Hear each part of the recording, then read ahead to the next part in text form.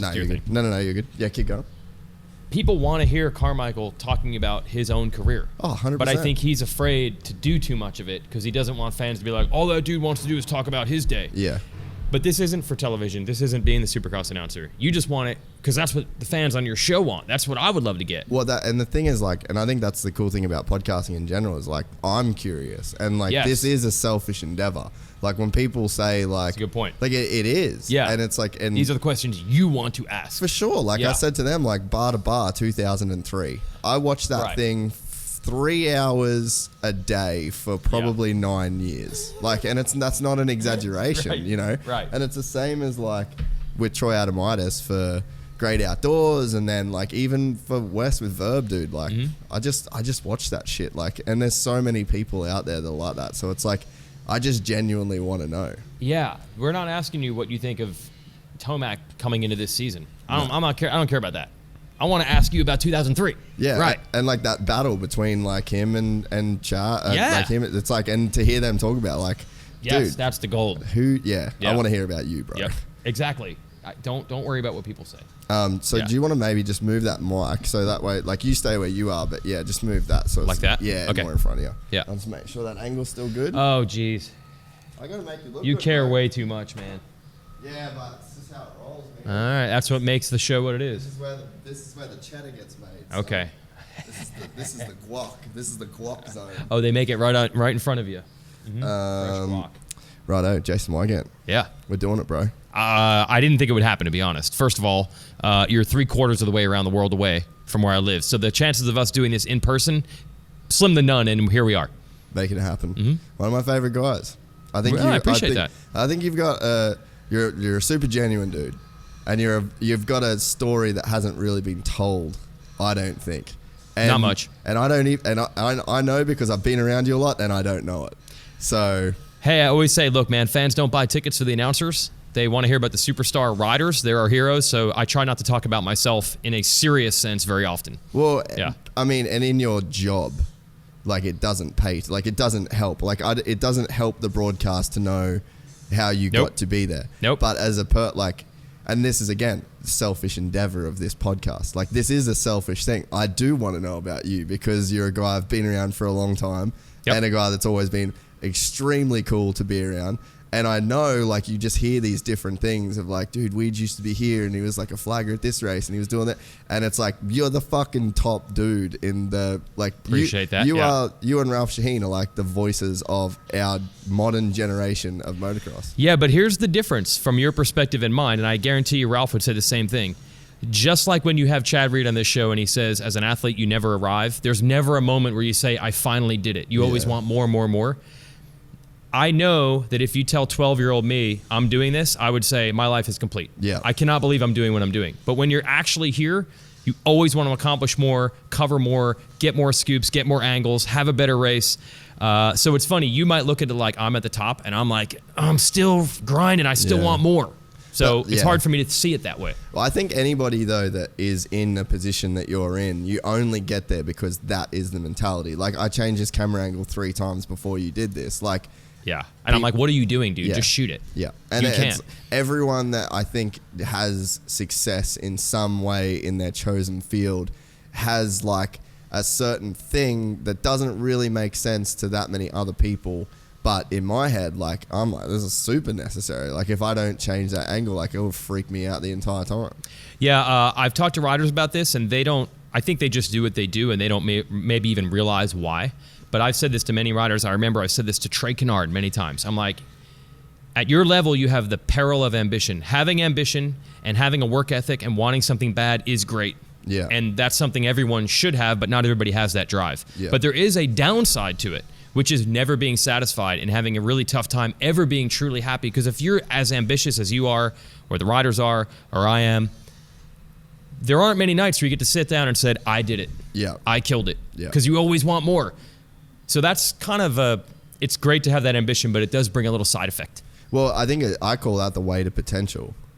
Because like everybody that's great has in their own mind what they are potentially capable of. Yeah. And with that comes a whole lot of bullshit that you've got to like wade through, whether it's like internal or external. Like there's bullshit on all fronts. And I mean, even you, like when you first started announcing motocross races, there would have been this thing where you're like, I could do the nationals. Like I could be that guy. Yeah. And it's like, so that is this potential, whether that's internal. Sometimes people make it to the top of whatever they do without even other people thinking they have that potential. But on some level, you've got to have it from the inside, and it's a burden because it's easier to do nothing. Yeah, it is. And I just look at it like when I bum myself out sometimes because I'm like being too ambitious, I'm like the alternative of having no ambition at all would be way worse. So live with the consequences of this. Yeah. So when did you get into, and like what was your road? Because I've always been super interested in it. Yeah, okay. So I'm glad you asked because I always make this joke that this sport is so insular and so insider and so core, like there aren't casual fans. You're either super into it or you've never heard of it. Yeah. That all fans take ownership of this sport. So a lot of people always are like, who is this guy in our sport or who's this guy in my sport? Yeah. So I think, I don't get mad at a lot of things, but I do get angry when people think I'm some outsider that like learned the sport or discovered the sport. But that does happen in a way though, in sometimes in like TV broadcasts, right? Like in that world, like sometimes you get a dude where he'll do like monster trucks, he'll do like whatever. Right. But you are one dude that it was like core moto and that's it. Yeah, from day one. So like, hey, my first word was car, not mom and dad. Like I've always liked vehicles. I always liked racing. And you know, car is the first vehicle form you can identify. And then my parents knew that I was really into it. So, you know, I got a Power Wheels electric Jeep to drive and I was like 2. Now, my parents made a terrible decision when I was 5. They bought me a quad, not a dirt bike. Now, I didn't know... Hashtag nuke the quads. Nuke the quads. Sorry, guys. But what I didn't know is my parents were setting me up to try to be safe, and they thought if we get him really shitty, slow quads, he'll never race, and then he won't get hurt. So that was their way of like giving me the fix that they knew I wanted, but keeping me on what they thought was the safe side. The idea of ever racing motocross, or literally, according to my parents, being capable of riding a dirt bike, that wasn't possible, ever. I would never be good enough to even pilot, operate, ride a dirt bike. But I loved it, and they understood that. And How shit were you as a baby? No. This was... For them to think that. No. Like, you're thinking this is based on facts, bro. This is not based on facts. This is just my mom and dad saying, dirt bikes are effing insane. Yeah. You will never do this. It will never work. So they gave me my fix the best they could. They gave me a quad. There was no way I was ever going to race ever. It was never going to be allowed. But look, everybody likes to say they're a self-made person. Everybody likes to pat themselves on the back. But there's almost always some fortunate circumstance that helps. Yeah. And for me, it was my dad worked for Bel-Ray Oils. Now, you're going to think, oh, so he got all kinds of hookups. Nope. He had nothing to do with racing. The one thing it did was they had piles of magazines that they would throw out at the end of every month. So he's like, oh, I got a 5-year-old son who seems to like dirt bikes and quads and anything. I'll bring these home. Yeah. I was 5 years old. I couldn't read. But I would look through them, and then my dad would read them to me. So I had every motocross magazine at my disposal for free my entire kid life. So by age 7 or 8, I was reading cycle news every week. Like there's a lot of 7-year-olds are like fairly proficient readers. I was reading cycle news cover to cover at age 7. So I didn't discover the sport. Like as young as you could be, this was what I wanted to be. This is what I wanted to do. There wasn't much racing on TV, so like you're saying, you watched a bar-to-bar DVD over and over. The few races that were on TV, you'd tape them, and you'd watch that tape over and over and over. So I get it, totally honest. I didn't discover it. This is always what I wanted to do. Yeah. So, did you end up racing, like, when you sort of got old enough to, like... Yeah, so, like, it wasn't happening with my parents at all. So I never thought I'd have a job in the industry. That was impossible, right? Yeah. So I just figured, okay, once I eventually graduate college and have a job, I will spend my money on buying a dirt bike. And then someday, I just want to do it once. I just want to go over a starting gate. That's my life dream. So you were like a crazy hardcore fan. That's like, all I could do. Everything about the sport before you'd ever even like cross the starting gate. Yes, how weird is... We used to go to the local races. My parents would take me to our local track, Englishtown in New Jersey, and I would just sit in the damn grandstands and watch the local races. And I remember my dad introduced me to, like, Mickey Kessler was New Jersey's top guy, and he's like, I'll take you over there and meet him. Yeah. And I thought this was a big deal. Dude, he's like pitting out of a box van pickup truck. Like, it's not a big deal. Yeah. And he introduces me to him, and I could tell he's looking at me like, why does this kid not have gear on? Like, why is there an 8-year-old just hanging out? The dad doesn't have gear. They don't have a bike. Like, why are they here? Like, I thought that was normal. You go to the races to watch. Nope. Going to local races, watching every race on TV, reading every magazine, Never owned a dirt bike. Rinky dink, shitty quads. I'm talking the rules were we couldn't have 2 strokes or anything with a clutch because that would be too dangerous. Wow. Yeah. What did your parents do? So my dad worked at Bel-Ray, but it was, Bel-Ray. Again, nothing to do with racing. He was like inventory, like we need this many barrels of solvent to make the stuff we need this month. Nothing to do with racing. Yeah. And my mom was a nurse. Maybe that makes her predisposed to danger. Dude, there you go. But honestly, when we'd go to the races and you'd see some 12-year-old walking around with a cast on his wrist, my dad would be like, yeah, that's the worst thing ever. Look at that. That poor kid has a broken arm. And now I look back. Has your dad ever broken his arm? No, we were not allowed to get hurt. But what about your dad? No, never. No, never injuries ever. Dude, one time I borrowed a kid. This is crazy. Yeah, no, the level of, there's 2 things that really worked against me. A, my dad is the least risk-taking human being on earth. Yeah. No risk ever. A. B, you know, most dads are like, especially in this sport, they think their kids are maybe even better than they are. They push them super hard. Your dad is the exact opposite. Yeah, my dad pretty much said, you'll suck at anything you try. So the chances of getting hurt, very good. And the chances of you being good, very slim. So stay out of it.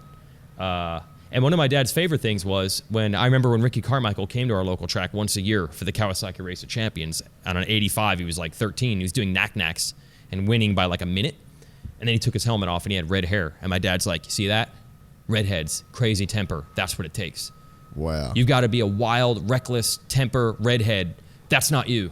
You don't have that. So, yeah, the idea of, I know it's bizarre. I thought it was normal. I didn't realize that basically you're not a fan if you don't ride. I didn't know that.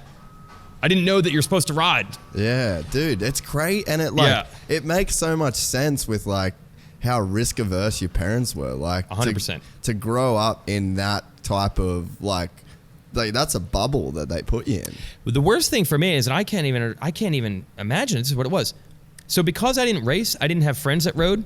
Like, so I'm reading, like I'm 7 years old reading cycle You're news. obsessed with this and you just know I have nobody. not a single person in my life that I ever talked to about racing. I went to school. There's no one there that knows anything about, like my whole life, all I wanted to do was one day have a conversation with someone about motocross. Get fucked. Yeah. So once the floodgates finally opened, like I found those people, I haven't effing shut up about it since. You can I've been waiting my whole life. On the show too. Just well, you're for your show I can. Yeah. Somebody's gonna send a clip to NBC and be like, "Your guy just dropped the F word." Would you get in trouble for that?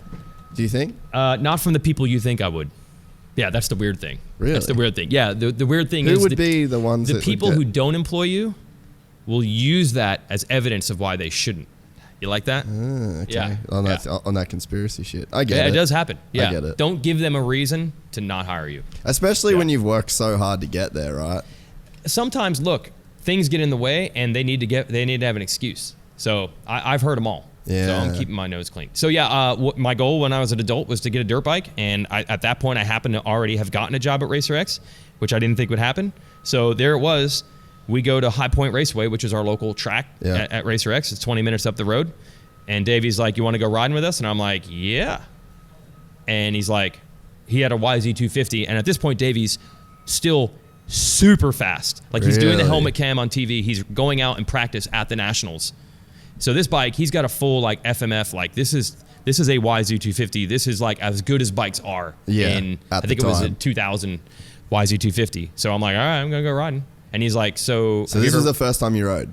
Yeah, it was in the gravel parking lot of High Point where the trucks, in the pits where the trucks park.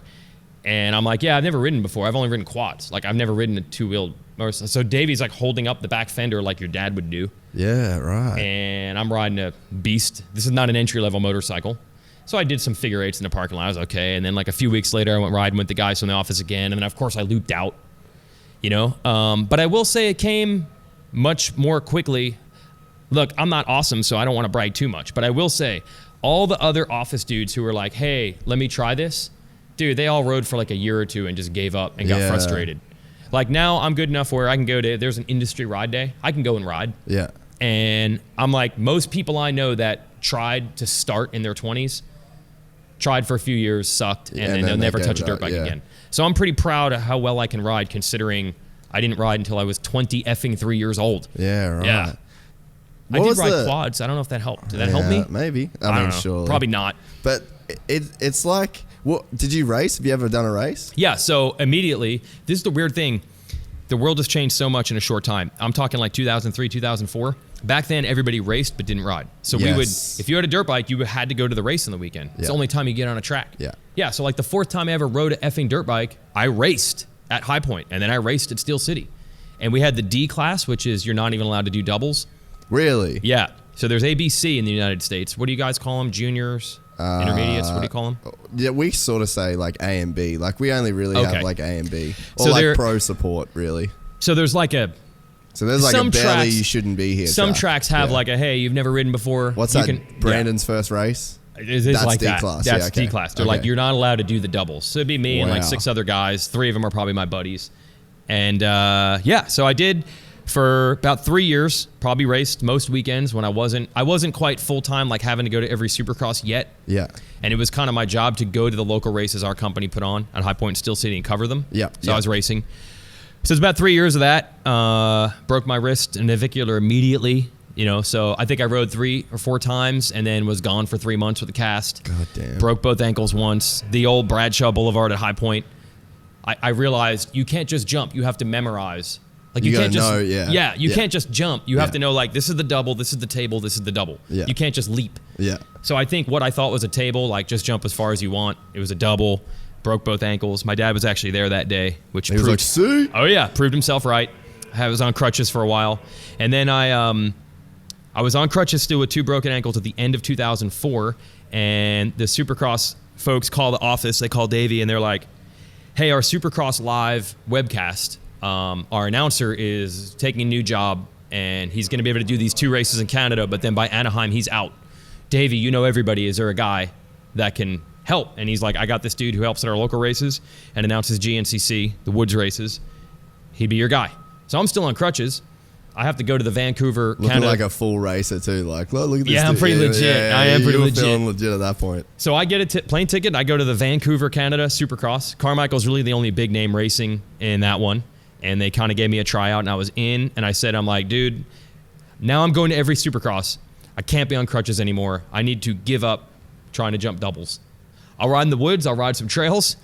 But I can't go to the crutches on airport on crutches. Yeah. So my entire motocross career was about 2.5 years. Was it good? Yeah. Like, was the feeling, because like what you're describing is basically the 40-year-old virgin of dirt bikes. Like, you know, and it's like you almost like put the pussy on a pedestal. Yeah. And then it's like the first time. Was it a bit like that where the first time you're like, fuck, like I spent a lot of time thinking about this and I kind of suck. It went like, I realized, look, you can't make up for hours. So I really was convincing myself, I'm like, what if I find out that I've got some like really crazy talent? Crazy bro, 100%. Dude, you are not going to the 3rd time you race a bike, go on a motocross track, like a legit High Point Steel City track and do good. Yeah. No one on earth. Like, I don't care. Take your most talented surfer ever. Yeah, I was going to say, moto is just like one of those sports where it's like, it's just not happening. No, not the 3rd time like you rode. Like a go-kart, you can like go and do go-kart. Yeah. Like, that's a thing. But what I do distinctly remember, and this is what's awesome about dirt bikes, regardless of what level you get to, if you're in a race and you're racing guys similar level, like the feeling's the same. Dude, those D-class battles, I remember them being the most epic effing like moments of my life. Like last lap, I'm in 2nd, and I'm like, if I can do it, if I can pass this guy, and I don't think the feeling is much different. That's beautiful, dude. That's legitimately like a beautiful thought. I do wish, unfortunately, like I've gotten in these 17 years since, I've gotten way better. I would like to go back to those tracks and race a little now. Like I didn't know how to ride through a damn rut without taking both feet off the pegs. Like now I can do that. So I would like to see what it's like now, but I don't want to end up on crutches, mate. And it's not a question of if, it's when. Yeah. Well, it's crazy. Like I rode pretty much my whole life, and now I stayed at Townley's, which you didn't show up at. You blew it. Why didn't you show up to that actually? You could just say I'm a pussy, or you could say I'm married and my wife said no, which equally makes me a pussy, right? I was gonna say, so you're a pussy on both ends of that. Yeah, either way.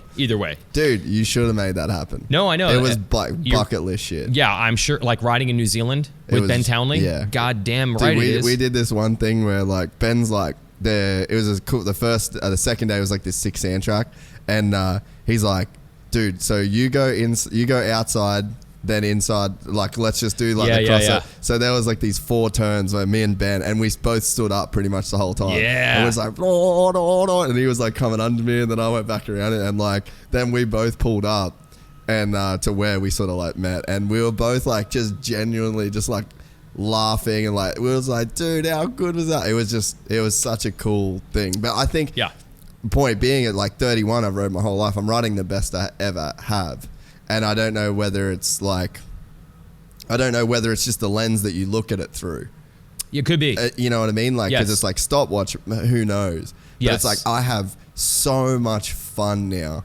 And it's that like ride, not race mentality. Like, I don't fucking race now, you know. I'll do like these enduro races where we have 4 of us on a team and we do it for 8 hours. Right. You know, but it's like everything is just fun now. And I just feel like I'm riding the best I ever have. So it's like, it's cool that even, you know, at our age, you can keep enjoying it and still feel like you're getting better.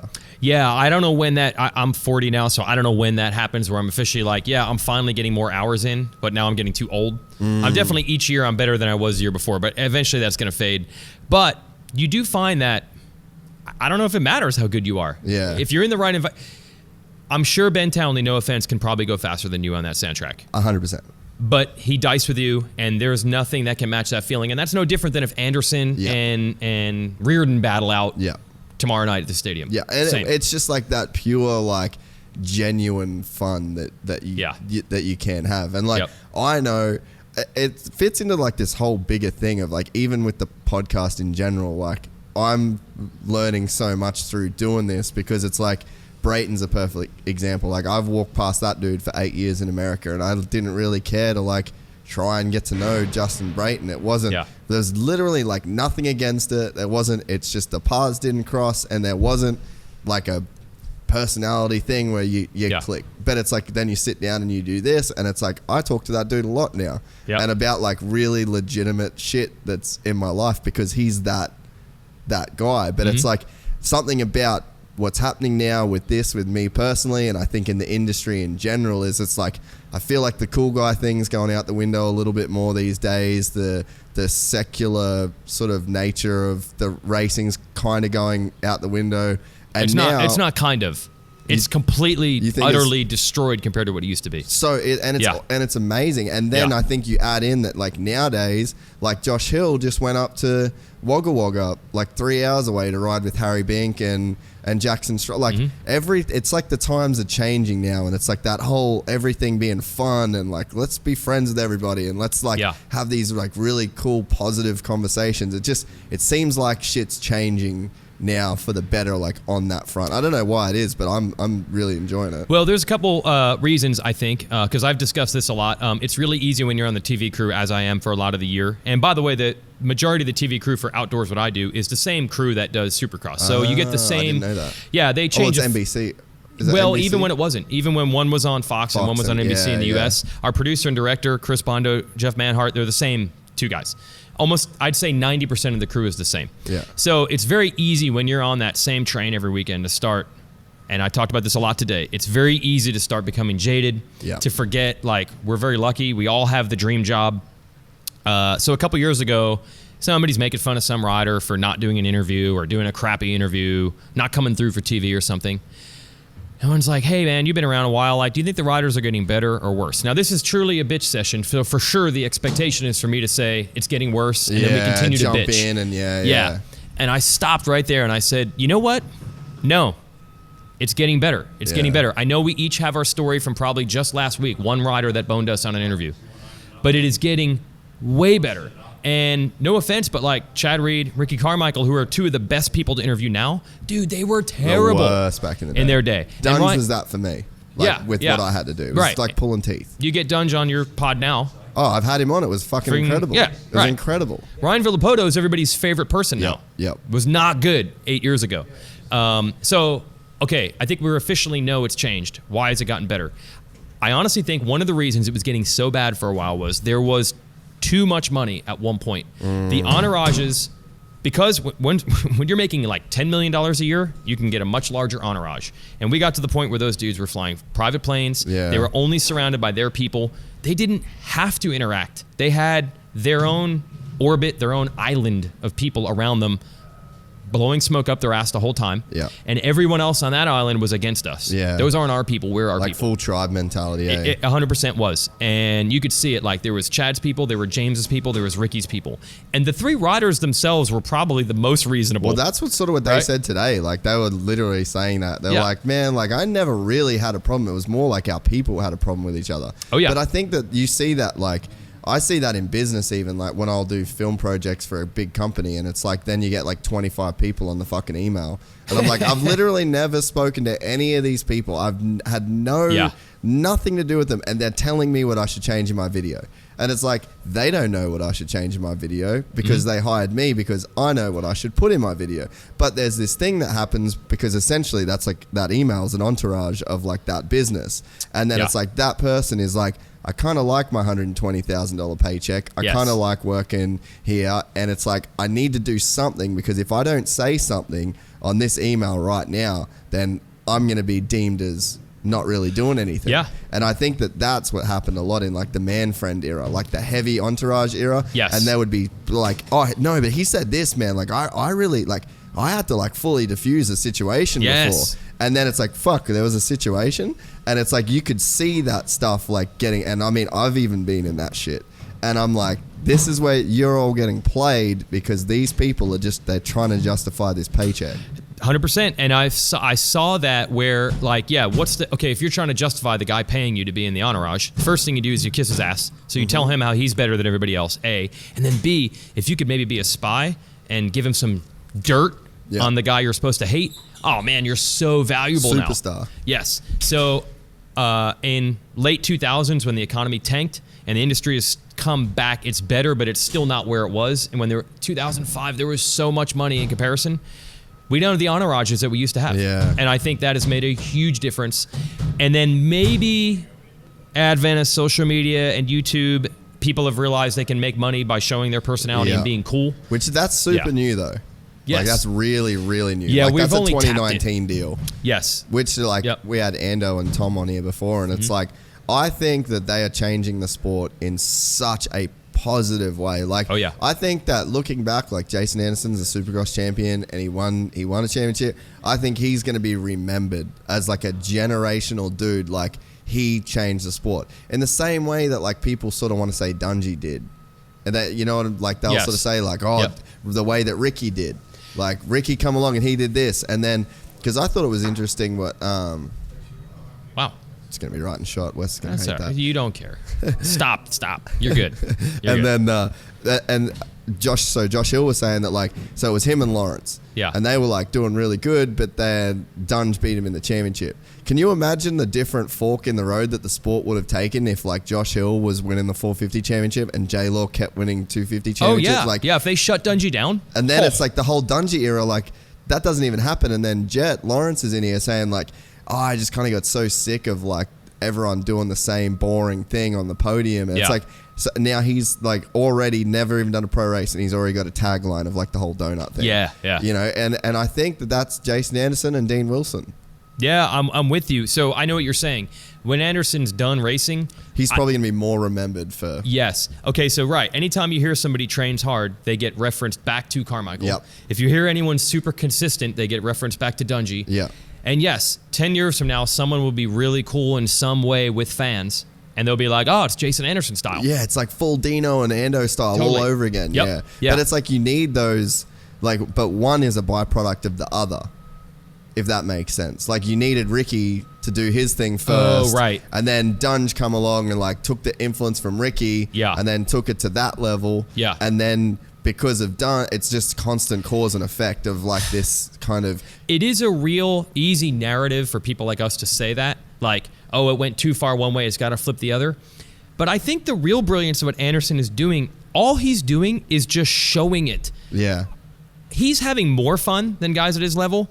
But dude, you've hung out with these guys during the week. Yeah. It's not as gnarly as people think. No. They're pretty chill. Yeah. He's just the first one smart enough to actually show us it. And this is what we talked about then is like, I've been around him a lot to know that what you see on Team Fried, and same with Tom. Like, Tom's been around for years, man. Yeah. And it's like... You probably work with him, I imagine. 100%. Oh, yeah. So it's like, I'm not... Like, he's the same dude. Yep. But people think that, like, just because you're documenting... And I feel like it's sort of the same with me, even. Like, I was the same dude forever. Like, the way I talk to these guys, the way I interact with them, like, partying. Like, I'm the same guy, but I just... edited my voice out of every interview I ever. Like, I've probably done more interviews than like most people, like between me and Wes. Yeah. And it's like, I just cut my voice out of every one of them for 10 years, and now you don't. Like, nothing's different. Yep. And that's with Ando. And I think that's like the problem though, is that is the difference when you start doing shit. What's different? Oh, well, he's filming this YouTube thing now. Well, he's not acting any different. They're just documenting what he's always done. So it's not different. The only difference is they're putting it out. But Absolutely. People get held back because as soon as you start fucking around with videos, and all of a sudden that means you don't care about racing. And that's the danger zone. And in an interview I had with Jason today, he said, he's like, I've been fortunate with Team Fried that my results have still been pretty good. Yeah. But he's aware that if he starts sucking, dude, the Team Fried thing, then some people are always going to love it, but some people are going to start pointing at it at a negative. And you mentioned it's Jason and Dino doing it, but poor Dino, here's the problem. Dino keeps getting hurt, and he keeps not getting the results that we know he's capable of. So I can tell you there are people in the industry that are like, the reason Dean Wilson isn't doing as well as he should is because he does this goofy stuff on Instagram. Now, you and I know that takes 5 minutes. Yeah. It doesn't mean you're not training. Yeah. But you have to have the perfect storm. Anderson's good enough to do both. Yeah. And I don't think most people are confident enough that they're going to be able to pull both off. Because if you start sucking, you're in trouble. Yeah, but you think about a kid like Jet. Oh, so he doesn't it's care. like right now, like let's say we live in a land where Trey Kennard's racing. Yeah. Maybe Trey Kennard probably can't do both because it's like he's already in his career, he's got a routine, he's got the family. Okay. Right. So like if let's say the whole YouTube thing becomes like the next big thing and everyone's got to do the YouTube thing. Like there's guys where it's like Ando's that cool. Yeah. Like he is just that cool. Yes. Dino is that You cool. got to have it. And like, but nowadays I think that like a guy like Jet Lawrence, his mind's open. So like at a young age when he's still impressionable and he's still developing, he's like, okay, all right, I could see that. And now they've all grown up with the Snapchat and Instagram. Because like the way that like even the podcast, like this is how I just talk to people. Yeah. If we have a conversation and it's like the only thing that changes now is like your ability to broadcast. But I wonder what the effect will have just on the industry in general, especially like, dude, there's like big money to be made in the whole YouTube thing, man. Like big money. And the people that you can kind of be around if you've got like popping YouTube channels, like the merch that you can sell, like there's a lot of revenue to be made on it. Like look at me. I'm literally making a living off this shit and I'm not Jason Anderson. So it's like, imagine to the level at which that dude can make something like this work. It's going to be a big bridge to cross, though, because one of the big things that I hear from fans all the time that I always have to correct them, they're always saying, yeah, you know, the guys are supposed to get results, but ultimately they're marketing and PR people for their teams. And I say, no, man.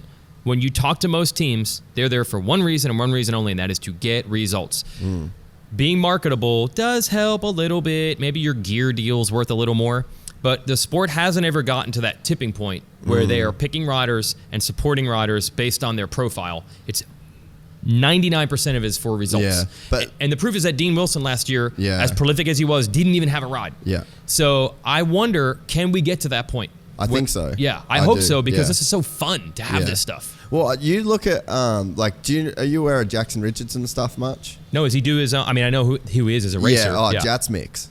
Like, oh, really? Okay. He does like these fun ass videos. Like, he's a funny motherfucker. All right. And like, so he got a Rockstar deal this year. They pretty much said like, we don't care. We don't really care. Like he's a privateer. Privateer, all Rockstar, Nobby Underwear sponsors him. And they're literally like, don't care, just like be yourself. Be because he's the most watched rider in Australia. He's so interactive with Dean and like all of those big dudes that are doing anything over there, they love his shit. Got it. So it's like I think is like maybe one of the first dudes that's actually had some checks to race to just be like, dude, just be yourself. because you're awesome and people really like it.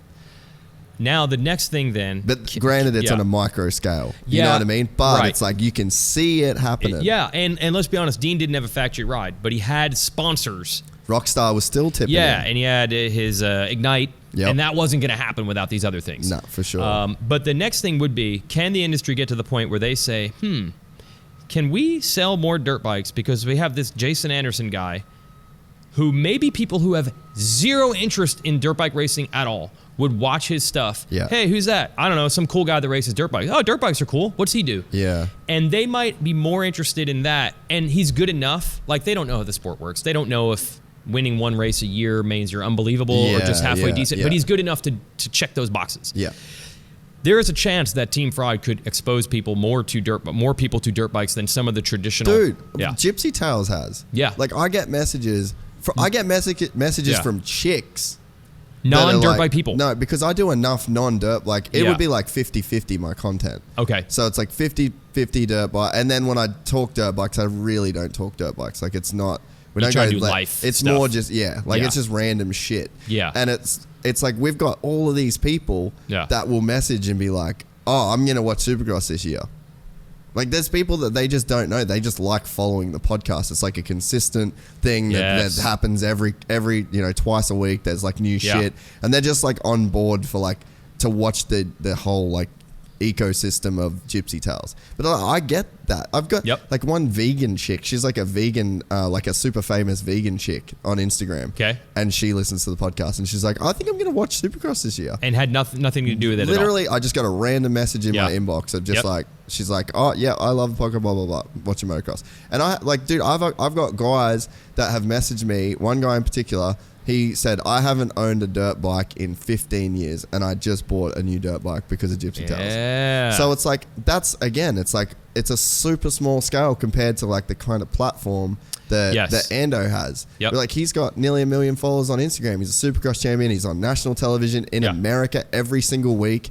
It's like, so if I'm influencing that shit, imagine what Team Fried is doing. And we have learned, for example, say I like basketball. I like the NBA. But I have now gotten to the point where I know I can learn more about it by listening to a podcast of experts talking about it than I can watching the games. So I am now following the sport through a completely different metric than used to be the case. And maybe that's the case with YouTube. There's that phenomenal F1 documentary series that was on Netflix. Insane, eh? 800% more interesting than watching the races themselves. Yes. But if you're the sport, you've got to realize that that's okay. Yes. Whatever way they're seeing us and interacting with us is okay. So I hope we can bridge that gap and everyone can embrace what Anderson is doing and say, dude, as crazy as live Supercross television is, this is potentially better or at least the same in some way. But that's the thing is, like, I've always kind of thought that, like, and the UFC is the best example of it. Yeah, they don't care. Whatever it takes, they do it. Yes. But the stories suck people in. Like, when I was living in America with Jay, right? So Jay Reinenberg, his family. Jay never liked fighting. When I first got, because I've liked fighting my entire life, so I'd get there and I'd be watching the UFCs and I'd be like, hey, I'll give you $50, I'm gonna get the pay-per-view tonight. And he started watching it and he just like, he wasn't into the sport itself, right? And he was like, dude, he had like his idea of it. But the UFC does such a crazy job of telling the guys stories. Yes. And then there's this whole, so like just the fight is the nucleus at the center of the atom. Right. And then all the cool shit is like the electrons and protons that are spinning outside around it.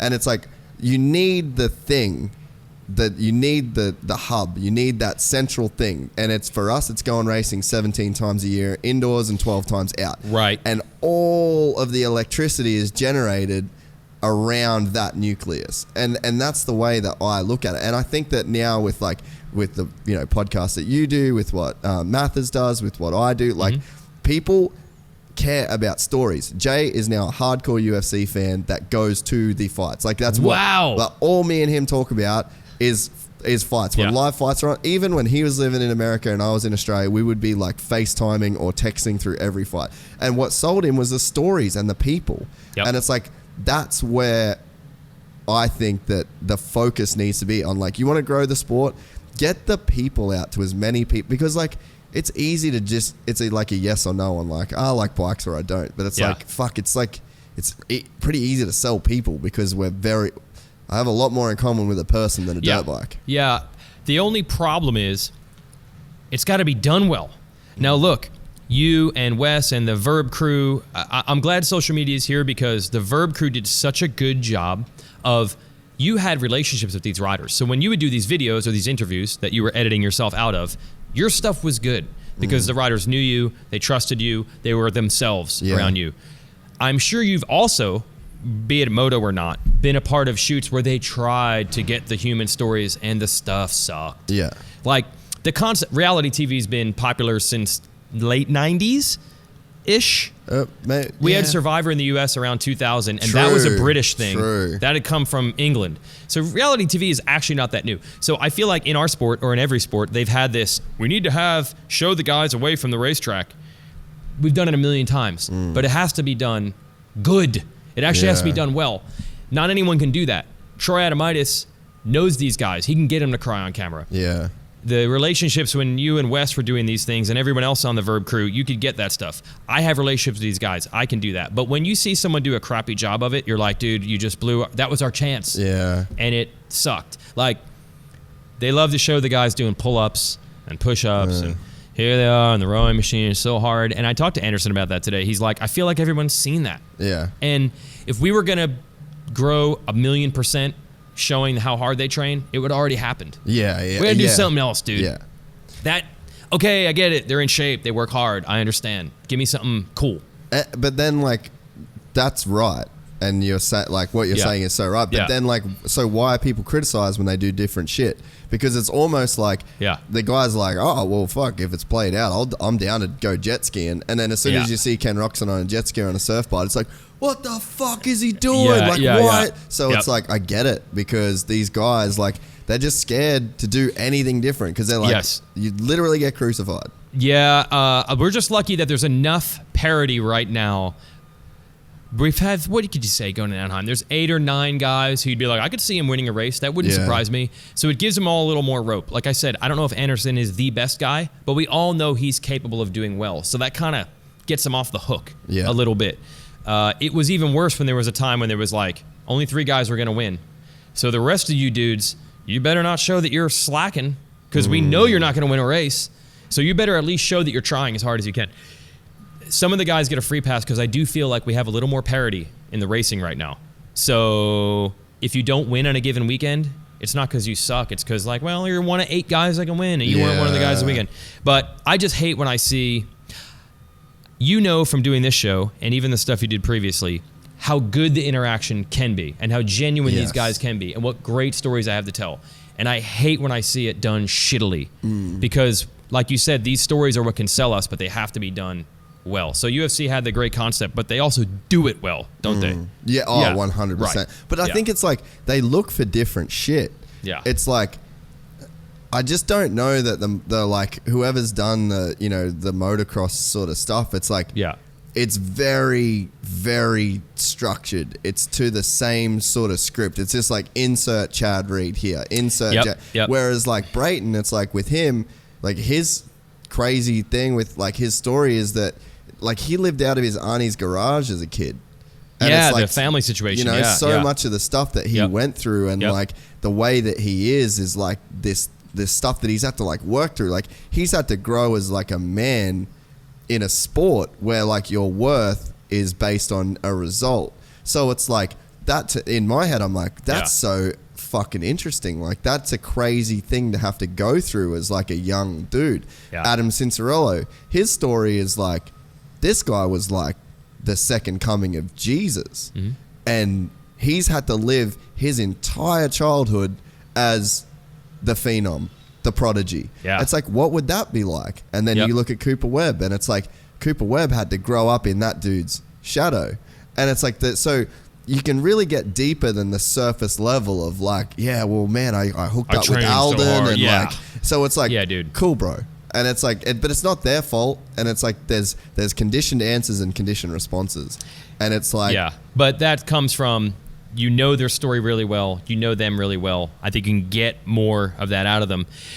What I had never even thought about that you've alerted me to now, okay, I think the idea that, hey, they're all in and they make all these sacrifices and they give 100% of every fiber of their being to win races is really appealing. But in a way, isn't it almost more appealing to think like, dude, they have the dream life. Like, they make money racing dirt bikes, but they still have a life. Yeah. Like, so you're saying Brayton grew up as a man. Now he's a married guy with kids. And by the way, his job day to day is riding a dirt bike. Yeah. That really sounds appealing. Yeah. Or Anderson has fun with his friends.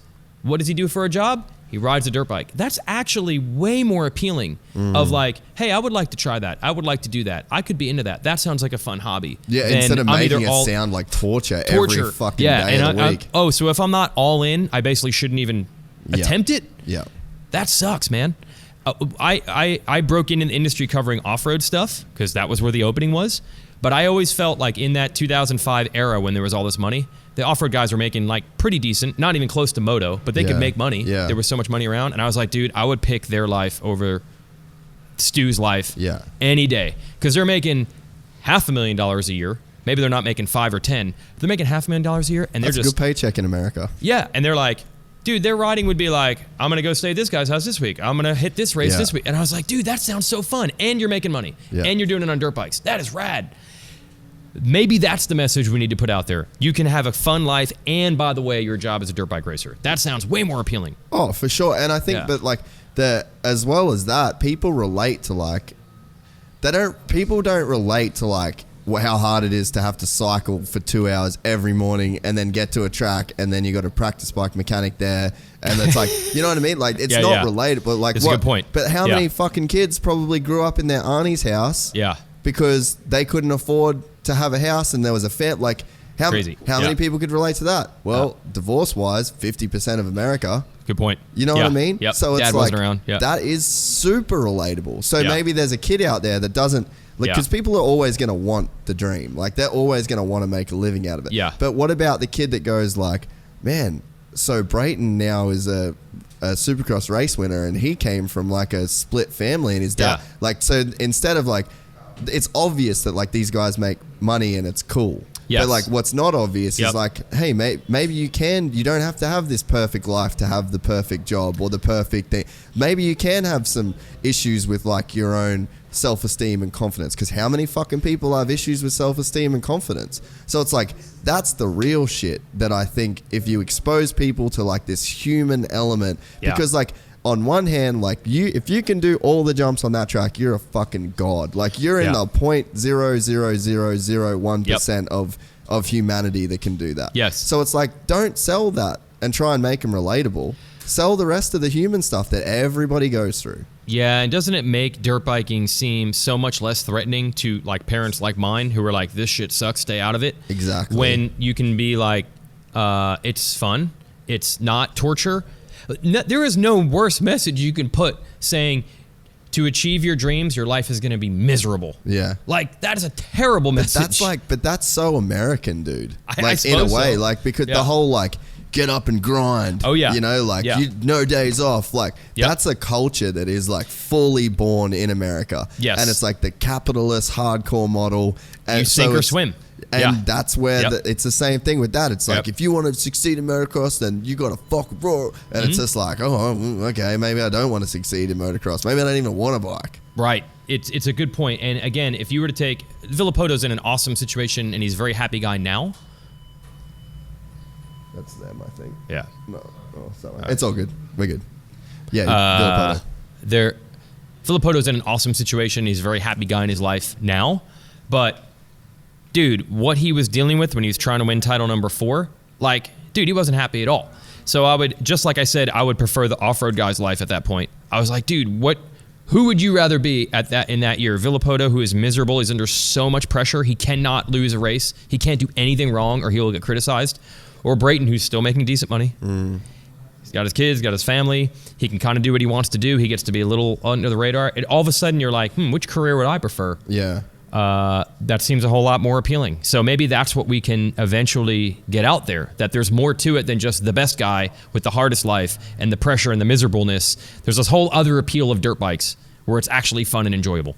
And what we were talking about too over a couple of adult beverages in New Zealand. Let's see if I remember. Is this whole thing of like, if you're not like, what other sport, if you're in the top 10 of a main event, do you fucking suck? Yeah, like you're not if you get considered good, ninth in Supercross, in the top, the Premier League, the best of the best on the planet, total of 7 billion people, you fucking suck. Nobody cares. What's other sport? Like, name another sport. It's crazy. No, but I know why that is. There's two things that work against motocross and supercross in that sense. A, we don't have the parity that other sports have. Look, I'm sure you can remember going to your local track when you're a kid, and if someone randomly showed up for the first time and said, "Who's the fast guys?" you could name who the three fast guys were. Yeah. Right? So that's the nature of the sport. It's always going to be top heavy, where this guy's always going to get ninth and this guy's always going to get first. It's not like the ninth place guy next weekend becomes the winner. That's not very common. Like I said, we have more parity now, but it's still not that much parity. Yeah. Second of all, most motorsports, most team sports, you're on a team, so you can kind of hide around your teammates. We don't know if you're the best guy or not because you're part of a team, so that helps.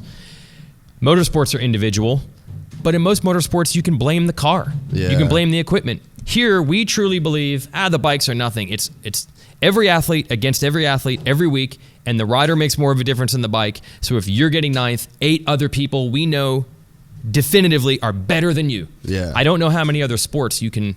At the end of the night, in what do you watch? Do you watch AFL? What do you watch? I don't really watch sport that much. Okay, well, you like fighting. Yeah. But see, fighting's different because it's just two guys. It's sort of the same thing, yeah. But it's two guys that there's like you don't all go against each other every week, and you can respect like even if you lose a fight, and it can still be a really good fight. Like I see, you know what I mean, right? And it's like it takes. You had your moment where you still were better than him, even if you didn't win. Like you could lose like a split decision to where it's like they draw, So it's like I guess it's different in that respect. Yeah. But you are right. But I think that the formats and the sport itself. And the way that the races are run, like we've got to the point. Like I honestly think that in motocross and supercross, it's like we've topped out. Like Eli Tomac in 2013, 2015 when he was on that Honda, that Glyco. Oh yeah, that's like the best I think a dude has ever rode a motorcycle. That's like it's fucking topped out, and it's so refined. Like if you look at the process of like where motocross has come from the 80s, or like so let's say Roger DaCosta to Eli Tomac 2015 when he smoked everybody by a minute. Yep. It's like you look at the progression. It's like think of it as like when you're like digging for gold and you start off with like a pan full of dirt and then you just keep going like that. It's like over 30 years, man. We've been shaking that fucking pan. Yep. And it's like we've got 5 bits of gold and it's Eli Tomac, it's Ken Roxon, it's Marvin Musquin, it's Cooper Webb, and before that it was Chad Reed, it was Kevin Windham, it was James Stewart, and it was Ricky Carmichael. Like you shake the sand to the point where there's only so many. It's that filtered. So it's like, what can you do? Like, and that's in its current form. So motocross and supercross in its current form as we know it now, with 20-lap main events and 30-minute motos, we've shaken that sand out to the point where all we've got's gold, and there's not that much of it, and that's not that fun. Yeah. Yeah. It's like, what can we do to like put more of that dirt back in the pan to where it's like you've got more shit to figure out? Because like, you look at last weekend in Auckland as a good example. You had the boys out front and then right away Jats took the Joker lane and Richie Evans. So they were dudes that were like, they got a good start. And then I was like, is Richie a lapis? Like I thought Richie was up there, but it's like, that's sick. It was one of the worst performances I ever had as a TV broadcaster because I was totally confused. But how good is that? Yeah, but that's the goal. All of a sudden the dude was in second. He went from 9th to 2nd with this the shortcut. And by the way, in the short race, okay, if it's 20 laps, it doesn't matter. They're all going to pass him back anyway. But in a short race... It did matter. Yeah. But guess what? And like everyone's opposition is like, oh, but then you're going to have this and that. Like the people that don't want it to win, the people that you don't want that to happen are the people that currently win. Yeah, which but makes sense. Right. And there are also... The other problem that all sports have is the majority of the feedback you're going to get on something is from hardcore fans because they're the most invested. They're the only ones even on social media commenting on it. Like I watch F1 and MotoGP, but I just watch the race. I don't then go on social media to blast about it. So somebody threw out there on Twitter to me like a couple months ago, or maybe a month ago, they're like, what would you do if you were in charge of sport to make it bigger and better? And I knew that he wanted me to say some political statement.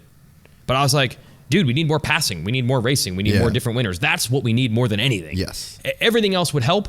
But if we had 10 leaders in every race. And then all of a sudden the top 10 gets their respect. Yeah. So, but I said it's not the nature of the sport. That's not the way it's going to be. But then I got response to that, probably from old guys who are super entrenched. And they're like, but isn't the ultimate appeal at the end of the night knowing the best man who worked hardest won? And I'm like, get off your high horse, bro. No, really. Like, this isn't the Bible. We're not solving world peace here. Yeah, I want to know the best guy won, but they're going to win anyway. Yeah. Like, it's motocross racing. Mix it up. That's what happened with Jason Anderson. Jason Anderson wins the overall.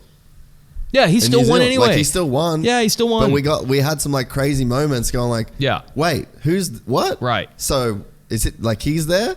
All of you hardcore fans that are like, I watch the races because I want to see the best man win. I want you to tell me that if Roczen hole shots and leads all 20 laps, that you leave that night saying, that was awesome. Yeah. I saw the best man lead every lap and run on challenge. No. That's what I paid my money for. And that's like, stop it. And that's like with a fight though.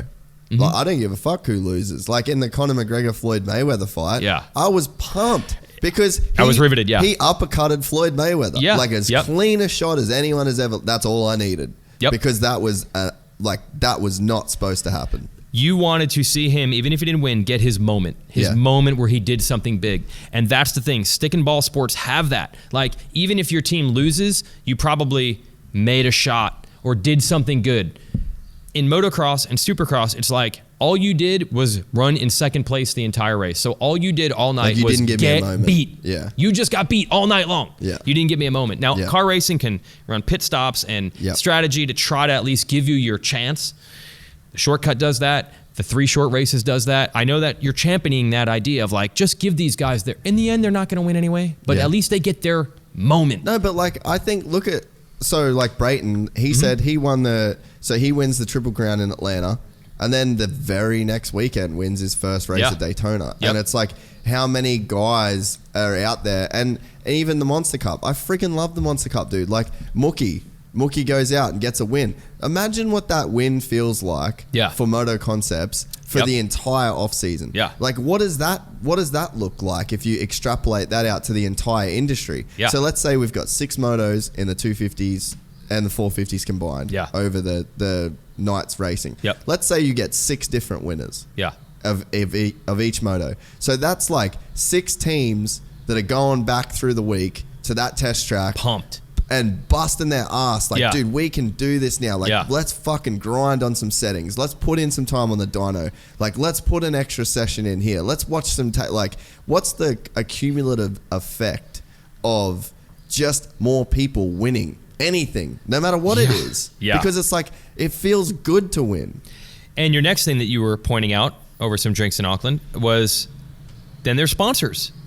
There's sponsors that get that. They get the rush. Oh, we're attached to a team that could win. Yes. Yes. Dude, 100%. Like you're around, like a lot of times too, like the people that are spending big money at these events, like they just want to be a part of the thing. Yeah. Like, and that's sort of like JDR, for instance, or, you know, like Joe Gibbs, like they just want to be a part of the thing. It's like, you want to, they're not like there, they're like, if we don't win, we're out.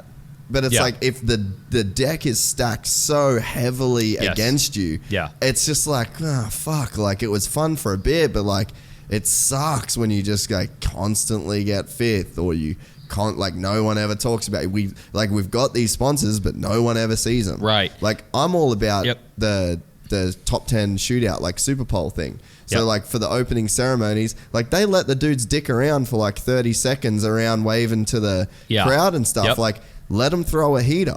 And it's like qualifying is only qualifying at a Supercross race is only to get you into the top 10 shootout or the top 10. And then that top 10 gets you, that's the gate pick for the heat. You know, so you get 1 lap to throw down. That means for 1 lap, the dude set, let's say Vince Freeze come out of qualifying practice 10th. All of a sudden he's got a Smart Top logo everywhere. You know, you could, maybe it's even to the thing where like, because you know who's on track, you don't even have to run your number anymore. You can run a little number in the corner and a big ass logo. Okay. So you could have like your own Super Bowl logos on the, you know what I mean? So it's like, it's just opportunity. Like guys need opportunity because these teams are going to, and I was in those meetings as a guy that was sitting there trying to sell DC shoes, trying to sell J-Star Motors, trying to sell this shit. And it's just like, if you go, look, we're not going to win the championship, but our dude, he's in the top 10 every weekend, and that's a minute of live TV, you know. There's two things that are going to push back on that. This might be the American way. Anyone listening to this in the United States will be like, oh, good job, millennials. You want to give them handouts. Why don't you just run a long race and may the best man win? And if you're not good enough, work harder. Okay, I get it. I guess we're watering it down. We're giving handouts to the 11th place guy and get in the top 10, and we'll hand you a minute. Again, man, But the 10th place dude could still go out and throw a heater. Like, he doesn't suck. Yeah, he doesn't suck. He might not be have his starts on point. He might not, but he could qualify, and then he could get the first gate pick. Like, these guys don't suck, bro. Yeah, and again, like you're saying, you're already talking about the elite of the elite of the elite. I'm talking about like Justin Hill, who's won a fucking championship. I'm not saying give Dakota Tedder a minute on, and no offense to Dakota Tedder, but it's or some local guy no one's ever heard of. Yeah, don't give them a minute. The dudes are in the top. They're the baddest dudes in the planet. Yep. Yeah, and look, man, all sports, racing or stick and ball sports, or even fighting, hey, it gets judged at times. No sport is based 1,000,000% on nothing but fairness. Sometimes stuff just happens and it affects things and someone reaps the benefit of it. There isn't any sport that's built around nothing. Nothing but you have to earn it and everybody else sucks. It can't be fair because you're on a different motorcycle. Yeah, right off the rip. Everything is different. You have games where you're in a home stadium or an away stadium. You got to just deal with that obstacle. Yeah. Sorry, we stacked the deck against you. Or in car racing, the yellow flag came out. Sorry, that screwed you. We stacked the deck against you. That's part of the game. Deal with it. So the idea of like if the races are too short or you do this super pole thing, it's going to prevent us from finding out who the actual best guy is. For the most part, you're still going to find that anyway. Yeah, and I kind of don't care. Yeah, you're like I'm here to be entertained. Like, dude, it's sports. This is a friggin' state. Like, this is a stadium for people that are like, hey, man, just show me some cool shit for an hour to distract me from the stuff that I don't really want to be doing. Well, doesn't that go all the way back to our other thing of if you're looking for sports as your escape on the weekend, to escape what you like, you'd probably rather hear good news than bad. So the Jason Anderson model of, hey, this guy's got a life that I wish I could have, sure sounds better than I'm watching these miserable people. Yeah. It doesn't sound appealing at all. It's a show. I hadn't given enough weight to like that thought. I had neither. This is what we're doing right now. Yeah. We're enlightening each other through this conversation. That shit is real too. Like with the whole podcast effect, like that, and that's why like Ricky was giving me shit. Like, let's just do it on FaceTime. I'm like, no, fucking, we sit down for 3 hours. I don't really know what I'm talking about. You don't know what I'm talking about. And we're just gonna figure it out. I have learned at times when there are times where you just want to relax and watch something you like, and you want to hear that it's cool. Not that it sucks, because that's exactly the opposite reason you're interested in it. Yeah, dude, you're so right. Yeah. So now that we're on a roll, okay, with all of this, we've just fixed Supercross. Yeah. Could we predict next year's champion right here, right now? No, because we need to embrace what we have right now, which is the gap between 7 or 8 guys is smaller than it was. Like, look, it was going to be Ricky or Stu or Reed for a long time. And then eventually we found out, I didn't realize this, but it was going to be Villopoto no matter effing what. And then it was going to be Dunge no matter effing what. We'd go into the season telling ourselves that it wasn't like that. But after about 8 races, you'd be like, yeah, should have known. Villopoto's just the guy. He just is. Anderson did a great job winning the title 2 years ago. Cooper Webb did a great job winning the title last year. You're a liar if you say unequivocally they proved they were the best guy, no doubt. And would anyone be able to say if you ran the 2019 season on a simulator 100 times, Cooper Webb is the champ all 100 times? Yeah. Could anyone say that? No. James Stewart 2007, 100 times? 100 times. Yeah. He's going to be champ. Yeah. Villopoto 2013, run that simulator 100 times. He's going to be your champ 100 times. That's a really good way to look at it, dude. Yes. That's a really good way to look at it. So there is more I'm not saying that Anderson or Webb are paper champions. They earned it, but it's just different now. Yeah. If Tomac wins a title, if Roxon wins a title, if Marvin wins a title, if Webb wins a title, if Anderson wins a title, who am I leaving out? Is anyone going to be like, I can't believe that happened? Yeah. No, it's great. You're so true. Yeah. What do you think has brought that back in? I think a lot of it has to do with the whole like training facility thing. That was, I think you were there. Ricky's had a theory about that. We were talking about that. Yeah, his theory is, I mean, there's a million reasons, but his theory is that, and I've said this, on the amateur level, you can still game the system a bit to a degree. You can be the guy who rides more motos than the other guy. Maybe other kids in school. Maybe you have a better trainer than him. But when you get to the professional level, everyone is all out. They all have trainers. They all have factory bikes. They're all full-time, working all the time. Now I think we've seen it creep into an even younger age where they're all developed the exact same way. You don't have someone who, when I was 12, I rode 40 hours a week and you rode 4. Now they're all doing about the same thing. Yeah. So or like a guy like Plessinger that's like, I kind of rode some woods as well. What the hell? Yeah. How did that work?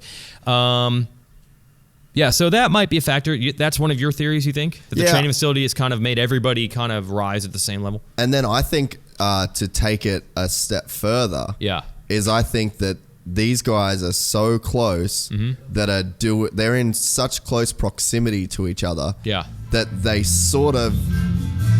Oh, they're ruining you, mate. That's all good. I kind of expected it at some point. I think that these guys are like in such close proximity to each other that like Cooper gets a chance to beat Marv 7 days a week. They ride together every day. Yeah. It's not just the riding, it's like the mental thing. Yeah. Like you get a dude like Cooper that's like as much of a peacock / bulldog that you could ever sort of like hope to find as an athlete. Like he's a fucking dog like that, you know? Marv's not like that. Yeah, that's Cooper's strength is the mental game. And so you put a guy like him around the dudes that he's got to beat on the weekend. Yeah. And in his mind, whether he knows it or not, he's going, I get a chance to beat these dudes every single day. And then I think from what Ricky was saying before, Marv was beating Coop lap times wise every day at the track. But then he'd get to the weekend and he couldn't get it done over Coop. So, but then it's like, even though Marv's faster, in Coop's head, he's just going like, I'm just in his head. I'm just in his head. I'm in his, and he gets that chance over and over and over to like be this alpha dog every day. Yeah. But then in like the eras of like Ricky and James and Chad, they were so separate. They were so secular in it that it's like they didn't get a chance. So like everything was done on race day. Yeah. Everything. There was no social media. You didn't know how far. Everything got done on race day. Yep. Whereas now it's not. I think that the racing is done at these facilities in a certain way. Yeah, and essentially everyone's doing it in the same way. They're all maxed out. Half of them are all... There's like 3 camps that essentially comprise every top rider. Yep. Right? So how much separation are you going to get on Saturday when they're all literally doing the exact same thing every week? That makes sense. That's good. I believe in that. But I think another reason, this is so simple. I think that Roczen and Tomac were the guys that had the talent to just do what the other guys had done. Yeah. Just become the next dominant guys. They screwed it up. They both screwed it up. They should have been the guys. Either one of them or both.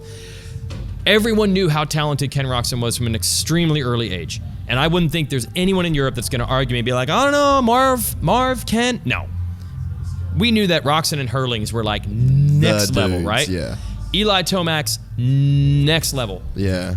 In a run that simulator again, there is a chance that every race for the last 5 years are just who's going to win, Kenny or Eli. Yeah. It could have been that way, just like it was with the Ryans, just like it was with James and Ricky and Chad, just like it was with Rick Johnson and Jeff Ward. But this time, the 2 alphas screwed it up. What do you think they did to screw it up? Well, I mean, you just saw in the races.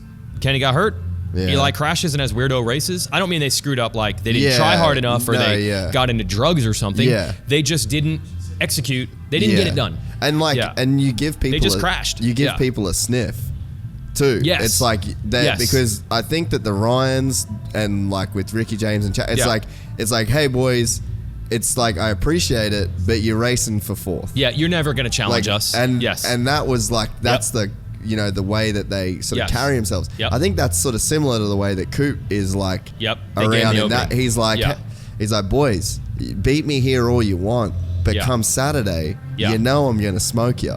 Right. And it's like that shit just doesn't exist with like Chad and Ricky and James back in the day. Eli lives in Cortez, Colorado, so that doesn't exist with him. That stuff's not flying with him. Yeah. Kenny's off doing his own thing. He's off that particular program. Yeah. So it's like, I think that there's that whole facility thing is so important to the way that we have the sport now. The parity that we have. Yeah. Yeah, I agree. I don't disagree with that at all. It's a percentage. I'd say that's maybe 80% of it. But I still believe that Roczen and Tomac were the two guys that had the talent to just be the next dominant guys. And this time, it didn't happen. I mean, James Stewart could have gotten hurt in his rookie season like Roczen did in 2017 and never had quite been the same, but that didn't happen. Yeah. Ricky pretty much never got hurt. And yeah, that's right. Not only do you have to try to come back physically, but now you've opened the door. In 2010, if Reed and Stu don't have horrible seasons, maybe the Ryans never become. Never happen, yeah. Right. But now the door's open. Tomac and Roczen are never going to get to the point now where they literally have everyone beat before they go to the starting line. No. Everyone's won too much for them to ever get to that point. They might still be the fastest guys. One of them can win the title next year. But they're never going to have the competition mentally eliminated before the night has even begun. But I think in that way... But they could have. Yeah. In that way that like that used to be a thing, Yeah. I think that's now a thing that's transferring back to this whole facility thing. Okay. It's like there's guys at the facilities... Yeah. that if you can be the top dog there, you can have all the rest of those guys beat before you even get to the races. Because you get that much confidence out of that. And you're around them all the time. And it would be a head fuck. Like when because you're dealing with different personalities and you're sharing a guy. Like essentially Coop, Marv, Zach, like they're sharing a girlfriend. Really. They are. Yeah. It's like they want that attention. They want they want to know what they're doing wrong. They want and it's like the same with me with like the jiu-jitsu stuff. Like there's people that my coach like talks to a lot and puts a lot into, and there's other people that don't. And there's feelings that get created with that. And there's a bunch of reasons why those things exist. But it's like that anytime you get like a tight-knit group and there's a lot of stuff on the line and it's like this little ecosystem, and then you've not only got the training during the day, but you've got the dinners, you've got the cycles, you've got the gym, you've got the travel, you've got the like there's a lot going on in that ecosystem, and no matter what, there's a pecking order that gets created, and it's very organic, and it's not like a forced thing, it's like a human nature thing. And I think that you're seeing some guys thrive in that situation more than others, in the same way that you would see a kid in class or it's human nature. Yeah, but he might come out on top more often than not, but the gap between them is going to be a whole lot smaller than it was if they were each doing their own individual thing. Yeah. I mean, seriously, how much of a gap speed-wise can you get between Marv and Cooper and Zach Osborne riding together every day? Yeah. It's only going to come down to tenths if they're doing the exact same thing. Yeah. It used to be Mystery Island. Yeah. I don't know what this dude is doing. I might be totally doing everything wrong because I have no idea what he's doing, or maybe he's doing it wrong and I'm doing it right. So it's kind of led to some parity, and Tomac and Roczen had the talent, and they didn't win the titles that they probably should have. Because I think, look, would anyone argue that on Eli Tomac's best day, you're probably not going to beat him? Yeah, like no one could beat him. And Europe, I get it. Jeffrey Hurling's on a motocross track. Dude, that shit pisses me off. We're talking about a different topic right now. We're talking about different sports. Okay. It's on the same vehicle. Yeah. It's on the, but it is. Yeah. Supercross and motocross, they're a different sport. If you do motocross and if you do Supercross and Nations, who wins? Run your simulator. Run your simulator. Run your simulator. 100 out of 100. 100 out of 100. 1,000 out of 1,000. Healthy early 2017 Ken Roczen or 2016 outdoors Ken Roczen. What are you going to do? Yeah. You going to beat that guy? No. Probably not. Dude, the races before he got hurt, it was like, fuck, he could win every single race. Exactly. So this time it didn't work out. It opened the door for other people. It's awesome that those guys are still, like, Kenny and Eli are still capable. Yeah. But it's now led us to this cornucopia of 8 dudes that could win. So as far as the title next year, we got probably a 1 in 8 chance of getting it right. Like, there's no way. Put the lie detector on anyone and say, you know for sure? You could not do it. No. Cooper Webb, like, I was halfway through the season, I didn't think he could win that title. Nothing against Cooper. No. But it's just like, no, you probably won't get it done. Like, it's because it's really hard to do. Yes, against this group. Plus, you're talking about Cooper Webb. You're like, what is the track record here? The last 2 years, I've seen him struggle. Yeah. And now I'm just supposed to believe that he's definitely the best guy. Like, I need a lot more proof than this. Yeah. And then he did prove it. I I don't know. The other thing I think that's difficult for anyone, we want to believe that this is rider versus rider and athlete versus athlete, and we don't want to hear about motorcycles mattering. I mean, dude, I'm sure you've done the same thing. You've probably come up with every psychological profile theory you can on Eli Tomac of why there's 3 races every year where he just sucks. Like, why? And it honestly might be the motorcycle isn't the way he wants it. We don't want to hear motorcycles. Yeah. We want to think of the person. We want to break down the psychology. It could come down to that. Someone doesn't get their forks the way they want it. We don't want to hear that. Yeah. It's too convenient. But that's Occam's razor, right? Like the answer to your question is probably the most obvious one. But hey, maybe it is the answer. Sometimes. That's what I'm saying. Yeah, maybe it is. Well, that's the thing. Like, the most obvious answer is sometimes, yes. Well, it's 9 times out of 10 the right one. Yes. I feel bad for the riders because a lot of times when they do venture out and they say, well, the bike isn't working the way, people are like, that's just the excuse they're giving. And a lot of times maybe it is. That's America, though, again. It's like that whole... That's right. It's Work so harder. Cultural, bro. Maybe the forks really sucked that year. Maybe they just did. I know those air forks were pieces of shit. Yeah, that was a big problem. That was like a legitimate thing. We have seen proof sometimes where a guy gets something new and he immediately rides better. Yeah. So we know that not all the time that matters, but it does matter sometimes. Good luck predicting that. Like how that's going to affect, like, how do we know? Yeah. They're not going to let us see these settings, and they're definitely not going to let us go to the test track and find out, they're really struggling with the shock this year. Yeah. So you've got to throw that variable in your predictions for next year. Good luck. Yeah. No, it's so true. Yeah. Man, the bike thing's gnarly too. Like, Barsh is going back to a stock bike, essentially. Yeah. And it's like, that should be what they do. Like, Jats is riding a stock bike this weekend. He's just like, it's just fucking stupid. Like, a stock 450 with my good suspension, set up the way I can. I can do every quad. I can do every trip. Yeah. Like, it's just become it's sort of like all motorsports do it in a way. It's like you get it so to the razor's edge to where it's like, you're like, well, fuck, everyone's got this power in their pocket to just do literally anything they want on the track. Yeah. And even that sort of takes away from it a little bit. And like, we see like the top dudes are riding their motorcycles at like a 450 around a Supercross track is a very tame beast. Like, when I heard, like, I'd be at the test track with Dungy, I tell the story on here all the time. He used his brakes twice on one of the, I'm not even joking, on one of the layouts at the KTM test track. Dungy was doing a 20 lap moto and he was the only one on the track, right? And so he gets on there and all you hear is just bop, bop, bop, bop. And when there's 20 bikes around, it sounds like this crazy thing.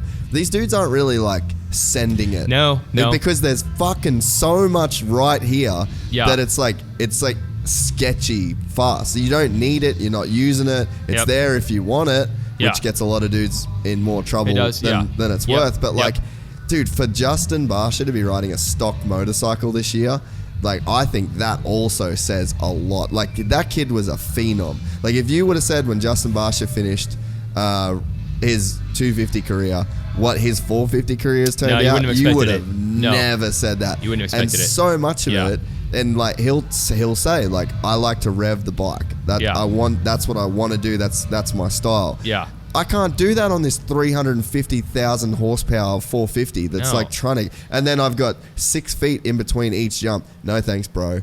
That's not how this is going to work. Right, and the bike doesn't work as well when it's being revved out. But old habits die hard. His brain is always going to be wired, more revs equals faster. Yeah. So good luck in the heat of battle turning that off. But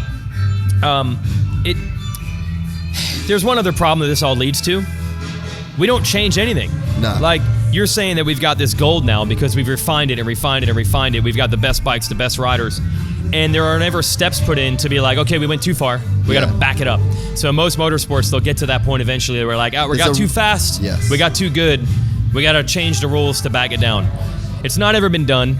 A lot of the blame on that goes that we do not have the organization at the top to really make it happen. The racing is kind of run by promoters. It's kind of run by the sanctioning bodies of the AMA. Who's really in charge? Like, who's going to make that call? Yeah. And by the way, we have this gift that manufacturers have chosen to spend probably more money than they should for 50 years now. There's probably not a return on investment that you could even justify. Nah. Right? So I get it when people are like, just tell the teams to do this. Just tell the team. I'm like, dude, we're so lucky they're doing what they're doing. Yeah, you can't just kick them in the face. Yeah. But and also, unlike most motorsports where we got to just tell these 20 teams and 40 cars, change this and we're good. We got to make changes here that affect the production line, motorcycle. In Japan which if we didn't have that connection, we wouldn't have anything. But like, why the fuck are we selling 450s to the average dude? Like, how fast can you ride a 450, Jason Weigant? Yeah, it's not going to make me any faster than a 250. No. Fuck no. No. Why are we selling them? No. Why do we build them? Yeah, because now they made a rule that said to win at the pro level, that's the best bike, according to the current rules we have. Yep. No one proved that 4-strokes are better than 2-strokes. They just proved that a 450cc 4-stroke is better than a 250cc 2-stroke. So we if didn't you want prove to it's win, the best bike. You're gonna, what does the rule book tell me is my best path to win? So that's why. Yeah. But now that we've done it, to try to reverse course, and by the way, again, to defend the teams, they're gonna say, we didn't want to change. You changed the damn rule book to make us go down this path. Yeah. And now you want to get mad at us for all we did was follow your rules to switch to 4-strokes? So now to make that change, I'd never thought about it this way, but I was talking to Sean, who is one of the heads of Cobra, about the electric bikes coming in. Yeah. And he said, if you were to say in 2 years, 450s are done, what does that do to every 450 that someone has in a garage? You've essentially ruined its value. You've destroyed anyone who's got parts, anyone who's got one in their garage. You got a bike that no one can race. Yeah. Okay, maybe you'll find enough guys that want to go trail riding on it to sell it on the used market in 2 years. But you're really hurting the entire market to say in 2 years, your racing machine will be obsolete. Thanks for spending $10,000 on one and buying all these parts, because you're not going to be able to use them in 2 years. That makes sense. I think though, I had not thought of it that way. That's not all of it, but it's part of it. That's definitely a thing. But I think too, like, you think about Formula One, like no one's driving Formula One cars. No. Like essentially, these guys are like, they're our Formula One drivers. Like their bikes are different. So it's like, I get it on that side of things, but then if you look at it like, okay, we're supposed to be like, if you look at Formula One, like the whole thing that they rest their hat on is that like we push these bikes so hard technically, and this whole thing is so on that edge technically, so that it filters down to these production bikes. We have like a 1-for-1. Yeah, it's the same. And it's like, I think that you could still have a 450 class at every local race and whatever. Yeah, but it's like at the top level, but at the top level, we're changing to see what we can filter down. Yeah, it's a reasonable argument. There might not be enough money in the sport to do that. Well, yeah, that's the whole thing. Remember, we are lucky that we're held up by this model of factories spending more money than they probably should. And if you pull one, that's like a table made of cards. It's like a Jenga. Yeah, if you pull one thing out, you might find out, oh my God, we had 4 or 5 factory teams for 50 years, and we had a model that kept sustaining itself, and then we just changed it. I mean, most motorsports would kill to have that stability. Yeah. Wait, you're telling me Team Honda has been racing at the same level since the 70s? Damn, dude. Car racing, they go in and out all the time because they can't make that direct connection. It's a theory that, it probably helps. Here we can say it's 1-to-1. Yeah. That's the problem, man. I'm afraid. Like, we might be better off divorcing those two things, or it might be the worst thing we've ever done. And everybody's afraid, I think, to find out. It's like that shitty relationship you don't want to leave. Like, you want to... You're like, fuck, like, she could be the one. Yeah. I've gone 7 years now, and we probably should get engaged. If we break up now, I'm going to go back to square one? Yeah. Oh, that's scary.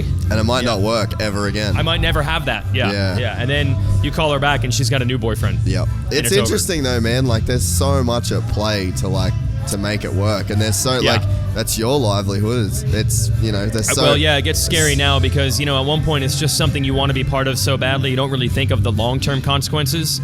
But now I'm 20 years in, like my wagons are hitched to this. Yeah. So if this whole thing collapses, there goes my life also. So it's a scary thought.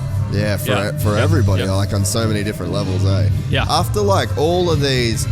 Because it's interesting that like you've literally never known anything else. Like it was just, I'm obsessed with dirt bikes. Yeah. And it's like, what when you weren't riding and even had a motorcycle, like what was it that made you so obsessed with it? Because I can kind of relate. Like I literally am the kid that read every fucking dirt bike magazine. There's I had 5 subscriptions every month. Yep. Cover to cover. And I think a lot of industry guys are like that. But like what was it? But I rode. So like I got the feeling. But like, I'm glad you brought that up because lately I've heard this argument a lot, like you were saying, like most people can't relate to it because they didn't do it.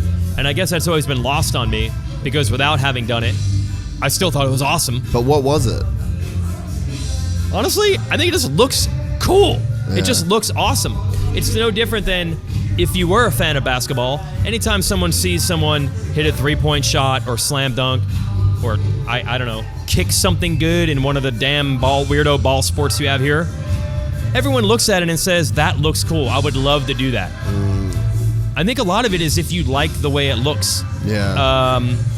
Not everybody can play basketball at the level, but they see it and they think like, that looks cool. I wish I could do that. That looks like a fun thing to do. And I guess it always looked like a fun thing to do. Well, the crazy thing too with like the basketball thing is like you got to think about the shoes. Yeah. So it's like it's a $1 billion industry of like people who don't even play basketball but wear basketball shoes. Yep. Yeah, but everyone that has ever watched a basketball game has thought, let me take this piece of paper, crumple it up, and I'm going to try to use the proper cool form to throw it in the trash can because this looks cool. This feels cool. I guess I had that same thing with dirt bikes. That looks cool. That's crazy, eh? And all I can do is walk around and pretend I'm holding handlebars, but at least I somewhat feel that. I guess it just looked cool. That's so sick, though, like, because it is interesting, like, and I grew up, like, my dad raced, like, everyone around me, like, it was just a thing that, like, there's no way it wasn't going to be a thing that I did. Yeah, I try to fight this fight all the time. That's why I'm proud of guys like Cian Cirillo and Cooper Webb who didn't come from racing families to know, like, occasionally it can happen because, dude, if our market is always going to be the dude whose dad rode, that's not really a path to growth. Like, you're not, so you're saying we're not going to add any new people? 100%. We're not ever going to get some new kid to discover it on his own? That's bad. Yeah. So hopefully we get some. Yeah, all right, so we got more bench racing to do here? I think that we'll talk about Kenny. Did you see the Instagram post that Kenny put up yesterday riding? No.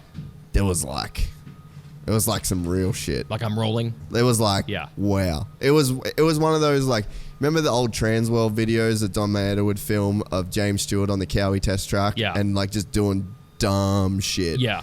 Ken Roxon posted one of those videos yesterday. Right. And that lit a fire inside me for Anaheim 1. Look at that. Because I was like, damn, if that's the Ken Roxon we're getting at A1 off an Instagram post, if we're getting that dude at A1 and we've still got some time for him to get better, then I'm like super excited to see Ken Roxon back. That shows you that super elite level you're talking about, because pretty much any rider that makes a main event could probably put out something that makes you go, damn, he's really good on a dirt bike. Yes. Right? We forget that sometimes, that they're all that good. No one might be better than another, but they're all good enough. And then people, then sometimes you get a dude like Ken that comes along and posts a video like that. And you're like, how is that possible? You're like, wow, that's some new shit. That's like a new thing now. Yeah. What I like on the Instagram videos these days, we never have tracks with good whoops anymore. I think that I think it's a combination of several things. I've talked to some riders about it, including Brayton. Four strokes move so much dirt that I don't know if it's possible to make gnarly whoops that stay gnarly for 20 minutes or 20 laps or the 35 laps they do in a Triple Crown. But you do get to at least sometimes see the guys will build for no reason really huge whoops. Yeah. And they go through them like it's nothing. It's crazy. And you're like, what? Yeah. So with Ken being, he's like, I guess famously not on the Bakers program. So do you think that is helping him at the moment? Is it hurting him? Or is the fact that he had that injury just too cloudy? Like, do we just not know whether the Alden thing is as big a deal for Ken as we maybe make it out to be? That's a really good point. The injury has pretty much disconnected anything, because you can't really... You can't talk about Roxon without talking about the injury. And I know he's sick of talking about it. But look, we know how devastating both hand-arm injuries were. And I think some of the complications of that is body's changed with all these surgeries. That led to some illness last year. He's just never going to be the same. Yeah. So we can never compare apples to apples, oranges to oranges with Kenny ever. And honestly, I feel like whatever level he gets back to, maybe he's as good as he's going to get. Maybe he's going to be even better this year. But it's always going to be tempered by, that's amazing that he got back to this level from this. Yeah. It's always going to be there. We're never going to feel like we're seeing the full 100%. We're seeing him overcoming and doing the best he can, adapting. But the one thing I will say is, Ken, usually is super honest, which we love. It's more of a Euro thing where they don't seem to care about filtering. They just tell you what the truth is.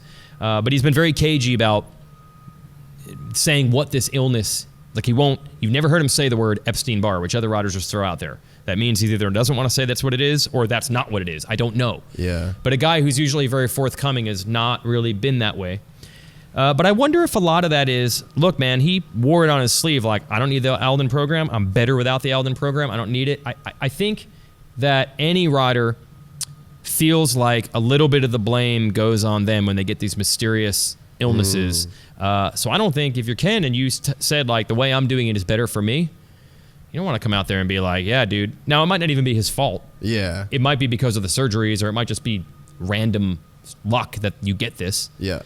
But I don't think you can go out there and tell the world, I know what's better for me better than this trainer. And then 3 years later, you have this illness. It's not a good look. Yeah. You know what I mean? Yeah. So I think there's many reasons why he's not being super forthcoming, but I think that might be part of it. Yeah. I would definitely. I haven't thought about it like that. Yeah. I think, too, Kenny, and like, you know Kenny, I know Kenny, it's like, maybe it is the best training program in the world, but I don't like it. Yeah. Is that not enough? To justify. To just, like... It should be, but we talk about this being like, people only care about one thing and one thing only, and that is you won or you lost. And unfortunately, the guys who are with Alden have won this Supercross title year in and year out. Kenny is not. Is that why? We don't know, but until he wins the title, you're always going to be able to make that argument that, yeah, but he's not with them, and they won the title, and he didn't. Now, I don't know if anyone internally says it that way, but you know that's what the fans say on the outside. So, yeah, you might be right. Him just believing it alone is enough to say it's right, but then people are going to say, but you didn't win the title. Yeah. It's kind of harsh. Did you ever think in like a solo sport, and we say solo in extreme inverted commas? Yes. But in a solo sport, we'd have a guy like Alden. It's essentially like the Bill Belichick of Supercross. No, it's probably, you know what? It's bizarre. If you really look, as my producer Chris Bond says, if you took the 50,000-foot view from a plane, that has to be the most bizarre, unpredictable thing that has happened maybe in the history of this sport, that a coach / trainer, whatever you want to call him, is just responsible for every win ever. Yeah, like, and with multiple people, multiple bike brands, multiple everything, and no matter what, there's one common denominator, and it's not the bike or the rider or the mechanic or the team manager, it's the trainer? That is incredible. I don't understand. So, yeah, that has to be the most bizarre. There's no way that someone would have told you 20 years ago that this could happen.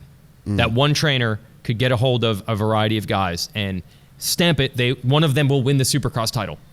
And it's not like there's no like secret sauce. Like, everyone knows. Like, the thing at the start of it with Alden in particular was like he had Ricky. And it was in that days of like closed doors, no one's looking in. Yeah. We don't know what they're doing. So it was a mystery. Yeah. Enough people have cycled in and out of that program now. That's a good point. Yep. That like, it's not a secret. Like, I'm sure Blake Baggett would literally have the exact programs that Alden sent to him when he did it. So like, he did it. Yeah. He could put that on WikiLeaks and like everyone would know, but we don't even have to, because we all just know. Like, we know their program. It's been filmed. So like, you throw that out the window. Yeah. That it's like, it's not even any secret sauce. Like, go try and do it. It's still not Alden. You're still not winning. Yeah, that crazy. Makes even less sense. It's gnarly, dude. Yes, it makes even less sense. I don't know if to an outsider of the sport, if we could ever explain just how nonsensical that is. Because, we know how important the coach is in football. So Bill Belichick makes the difference, but that's what coaches do. In this sport, dude, how many times have you heard a rider switch teams, switch trainers, switch setups, and they ride the same? Yeah. To have someone who can make that much of a difference is practically unprecedented. Yeah. It's like you'd almost want to do like a full study. But at this point, it's like he's won so many championships that it's like, and in a row, basically. Yep. Like the only years, one of his guys gets hurt. Ando. And he was with it. Yeah. No, he was. Yeah. He was. It's literally every year. Right. Like, if he's had... It would be James, one of his top guys. Wouldn't have... Or did James win every title with him?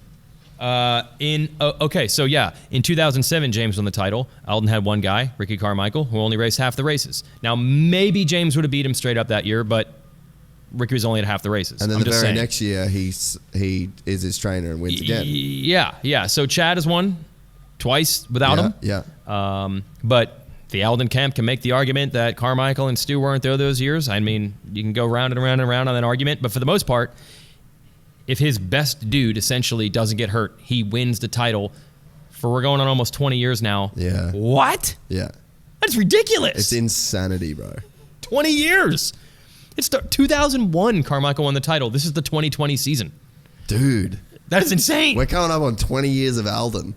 Winning what? What are we going to say? 17 out of 20 or something? Yeah, that's ridiculous. Yeah, so it's ridiculous. The whole conversation last year on the broadcast with Ken was like, when is he going to win his first race? When's he going to win his first race? Yeah. He didn't do it by the slimmest of margins. Like, I know. Ever, literally Oh ever. my gosh. Any way you could not win it. Yeah. I feel like, is it just a foregone conclusion that Ken wins this year? In my head, it is. Yes, it is. Because, by the way, we did have the outdoor championship, and he won several races there. Yep. So I feel like at this point, oh my God, he's finally going to win again. It's not Supercross, but he's won races against the same dudes. Yeah. So I think that's kind of gone. So I don't know if that really affected him. Like, I can't get over that hump mentally.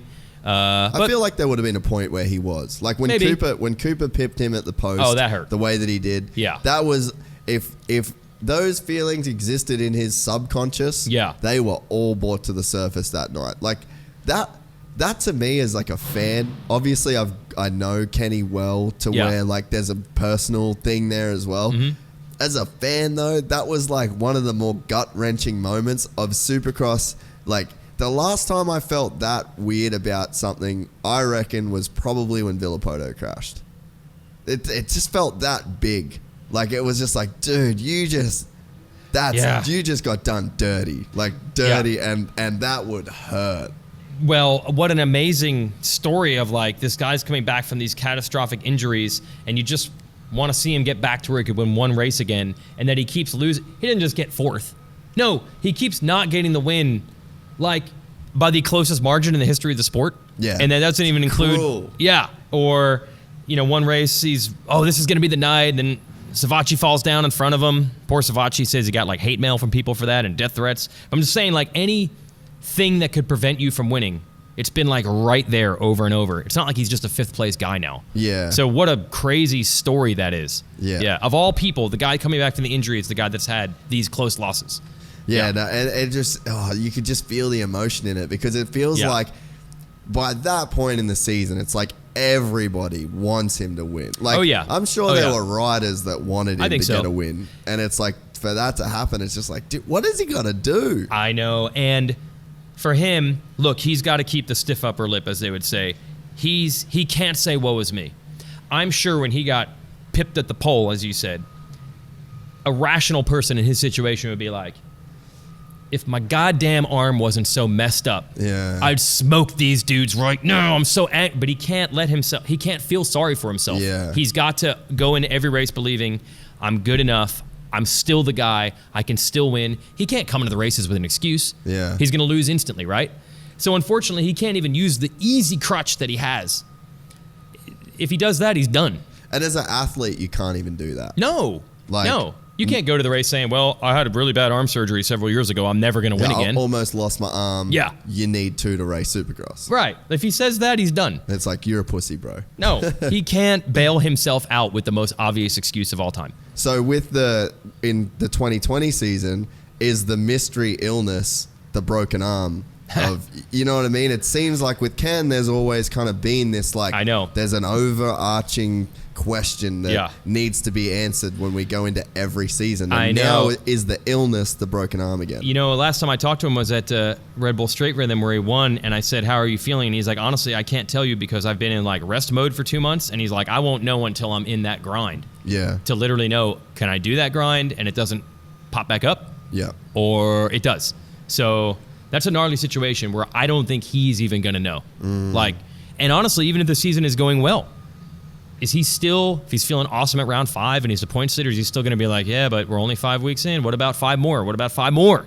And then, like, how much is he going to be playing it safe in the first part of the season because it's, like, lingering in the back of his head? Like, dude, like, you need to, like, keep a lid on this at least until halfway. And then it's like, how many points are you going to bleed into that, and it's like, is he going to get to Daytona and he's in like 4th in points, but he's being consistent, he hasn't been burning himself out, and he's like, all right, I think this illness thing's done, I'm going to make a run, and it's too little too late. Yeah, I don't know. For whatever reason, and I don't know if this is just circumstance or something that he's programmed, most of Kenny's seasons always start out awesome, and then it kind of goes haywire. It hasn't ever started slow and then gotten better. It always starts off house of fire. I mean, I'm sure if he could figure out a way to solve that, he would have. I don't know. Again, it could just be the way it's worked out for no particular reason. But he's never done the inverse. We've seen him hold the red plate early in the season many, many, many times. And then for whatever reason, it doesn't work out. So I tend to think he's going to come out. His best is what you're going to see early. That's the way he's always done it. Yeah. Yeah. The other thing that's interesting in the whole Ken Roczen camp is the fact that him and AC, longtime training buddies, longtime homies, golf pals, legitimate friends. Yeah. Now, they never had to deal with like racing each other. So it could go two ways. It could go to the point where these guys, and by the way, AC looks ridiculous as well. Yeah, ridiculous on the 450, which we all knew. Like, I mean, I expected him to win Monster Cup, and I don't even want to sound like a dickhead. Wow. I expected him to at least win motos at Monster Cup, because I just think he's that good as an athlete in motocross. But you think that it could go two ways, to where it's like you're going to have two dudes that are like insanely fast riding together every day. Yeah. The level's going to elevate. Yeah. Or does it go the other way when it starts to be like the Marvin Cooper thing? We've put so much thought into this Marvin Cooper thing, and everyone at Baker's riding together and they can't get along. Dude, I'm not seeing a whole ton of proof that says it can't work. Like, we keep waiting for this explosion and fights at the track, and it totally ruins a guy. I mean, I will still argue that Marvin Musquin is about as good for his potential as Marvin Musquin should. I don't believe that you can say that Marvin Musquin is underachieving in his career. Yeah. So, but I mean, like, in terms of, he hasn't won a championship. I know, but he would expect that from himself. He would expect that from himself. In a way, he's underachieving. I suppose, but I feel like that's putting a lot on Marv to say, like, you failed because you didn't win a title. But I think that's what he's putting on himself. Well, all athletes, I think, have to do that to a degree. You have to believe it. But again, I wouldn't have said 5 years ago, oh yeah, within the next 5 years, for sure, Marvin Musquin will be 450 Supercross champ. I feel like he's doing really well with the amount of potential that he has. I can't say that he's been worse off with this program, because I don't know if it was a guarantee that he'd be this good. Like, I'm really impressed with how far Marvin has come. So you think that they're like a victim of the standards that people put on him in a way? I'm in a rare camp, maybe all by myself, of saying I don't think that these guys break each other down mentally because they ride together. I don't have enough proof. And the other thing that I've heard riders starting to do now, to divorce themselves from the, oh man, what happens during the week is going to predestine what happens on the weekend. I'm already screwed. I'm already slower than the guy. A lot of guys have started to say, yeah, but really, we're all so close now, it just comes down to who executes on the weekend. They've done a good job of insulating themselves, and maybe Kenny would do that. Maybe Kenny can get to the point where he could, 4 days out of the week, Adam goes faster, but he says, but when the lights are on and it's time to execute, I will do it. And maybe that's true or not true, but he can at least tell himself that, so he's not broken. So I've been hearing this talk for a while. What's going to happen if Adam goes faster than him? Is Kenny going to crumble? I don't have enough proof of dudes crumbling over that to believe that that's going to happen. The second he beats him in a race, you're going to hear 1,000 people with that theory. But I'm the last that's going to jump on with this guy can't take being slower than this guy during the week. Because I've really only seen these multiple guys riding together thing. For the most part, they all get better. Only one of them can win, but I haven't seen anyone suck because of it. So I'm going to stick with they'll be just fine. Makes sense. Yeah. I gotta go, man. All right, well, we're out of time. You got a wife and kids that you've carted all the way across the other side of the world. And I got an event tonight I got to go to. Oh, you got to do it. What is it? Some kickoff celebration. Yeah, okay. Probably means free drinks, so you know I'll be there, mate. Yeah, you are. You tried to drag me out last night, you scallywag. I know. I thought that was your deal. Were you legit let down? I'm like, look, I'm going to hit up a bunch of people. If there's one guy won't say no, it'd be you. No, I said no. I didn't know you had that in you. Well, I had to literally bring all this up, do all this by myself. Yeah, so you're a little bit, that's why you need to go out. Yeah, I was celebrate. After this. But that's why I said I'll party after the race. Okay, This is my race. Yeah, I've noticed compared to Auckland, where everyone was all in on the hanging out, I got a lot of, we're just here for business this weekend. Yeah. I think that Auckland party, Everybody learned a little lesson there. No, that's what it was. That's what it's like every year. Auckland's like the most fun. Oh, okay. Yeah, because and like it's a lot more serious. I kind of don't give a fuck. Like, okay. I can't take all my shit over there. I'm like taking my little camera. It's like, and I think everyone's got that attitude of like, this is for us. This race. Is the one. This is like for us. Okay. But this will be sick. The racing will be insane here. Yeah. The party after will be insane. But like, I feel like Auckland, I go that's like my week holiday. Okay. So, but this is game time. So gotcha. I've gotten that vibe from a lot of people. But I really appreciate you coming on the podcast. It's been I've really wanted to get you on ever since I started. I would love to do more. We could probably go. I was going to say we could do more, but is your theme of your show always? We probably could have talked for 3 hours. Is that what you discover at the end of every show? No, we do talk. Oh, you just talk for 3 hours. Okay. Yeah, we do. It's like just a letdown when you don't, because like, I know we could have. I know we only did half that. Sorry. An hour and 46. Okay, a little more than half. Yeah. Okay. I'm still pumped. Jeez. Jason, does it go quick? What's the longest you've done, actually? Me? Yeah. Well, my own pods, I find that the conversation works. It almost always works out. I'm like, okay, it's kind of dragging, and I look, and it's about 51 minutes. And I'm like, I can switch to totally different stuff now. Like, I try to come in with a topic, and we usually exhaust that topic. I'm not joking. It's almost exactly 51 minutes. The angle I wanted, we've got it. Now we can, like what happened here was probably 50-some minutes where we talked about our backgrounds. Yeah. And then we switched to bench racing mode. Yeah. But I've been on Pulp Show a million times, and dude, you do 5 hours, and you feel like you're, was it been an hour? Yeah. Yeah. You can do 10. You could do 10, I swear. Yeah, sweet. Well, I really appreciate it, and maybe we'll get some more in tomorrow for our I'd love to. Need that shit. Righto, All right, Jason Weigant. Cheers, bro. Yep.